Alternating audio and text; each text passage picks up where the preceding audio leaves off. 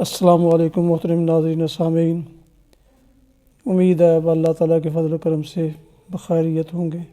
اللہ تعالیٰ آپ کو اپنی حفظ و امان میں ہمیشہ خوش رکھے۔ تو آج کا راہ ہدایت نجات کا ولاگ شروع کرتے ہیں اللہ تعالیٰ کے پاک نام سے۔ اعوذ باللہ من الشیطان الرجیم، بسم اللہ الرحمن الرحیم۔ انا اعتدنا للکافرین سلاسل واغلالا وسعیرا ان الابرار یشربون من کاس کان مزاجها کافورا عینا یشرب بها عباد اللہ یفجرونها تفجیرا یوفون بالنذر ویخافون یوما کان شرہ مستطیرا وَيُطْعِمُونَ الطَّعَامَ عَلَىٰ حُبِّهِ مِسْكِينًا وَيَتِيمًا وَأَسِيرًا۔ صدق اللہ العظیم وصدق رسولہ الکریم۔ سامعین و ناظرین محترم، ابھی آپ نے سورہ الدہر کی آیات 4 تا 8 کی تلاوت سماعت فرمائی۔ اب میں اس کا اردو ترجمہ پیش کرتا ہوں۔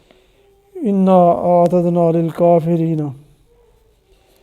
کفر کرنے والوں کے لیے ہم نے زنجیریں اور طوق اور بھڑکتی ہوئی آگ مہیا کر رکھی ہے۔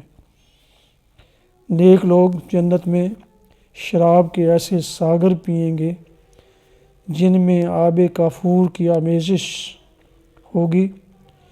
یہ ایک بہتا چشمہ ہوگا جس کے پانی کے ساتھ اللہ کے بندے شراب پئیں گے اور جہاں چاہیں گے بسہولت اس کی شاخیں نکال لیں گے۔ یہ وہ لوگ ہوں گے جو دنیا میں نظر پوری کرتے ہیں اور اس دن سے ڈرتے ہیں جس کی آفت ہر طرف پھیلی ہوئی ہوگی، اور اللہ کی محبت میں مسکین اور یتیم اور قیدی کو کھانا کھلاتے ہیں۔ ابھی جو سورہ الدہر کی آیات تلاوت کرنے کا شرف مجھے حاصل ہوا، اس کا اردو ترجمہ یہ ٹائپ کیا گیا ہے، جو خوش نصیبوں کو SMS اور واٹس ایپ کی صورت میں بھیجا جائے گا۔ ابھی آپ آج کی حدیث نبوی سماعت فرمائیں گے۔ حضرت ثوبان رضی اللہ عنہ سے روایت ہے، نبی کریم صلی اللہ علیہ وسلم نے فرمایا، مسلمان جب اپنے مسلمان بھائی کی عیادت کرتا ہے تو واپس آنے تک وہ جنت کے تازہ پھلوں کے چننے میں مصروف رہتا ہے۔ آپ سے پوچھا گیا، خرفۃ الجنہ کیا ہے؟ آپ صلی اللہ علیہ وسلم نے فرمایا، اس کے تازہ پھل چننا۔ ابھی جو حدیث نبوی آپ نے سماعت فرمائی، یہ اس کا اردو ٹائپ موبائل میں کیا گیا ہے، جو بذریعہ SMS اور واٹس ایپ خوش نصیب دوستوں کو بھیجا جائے گا۔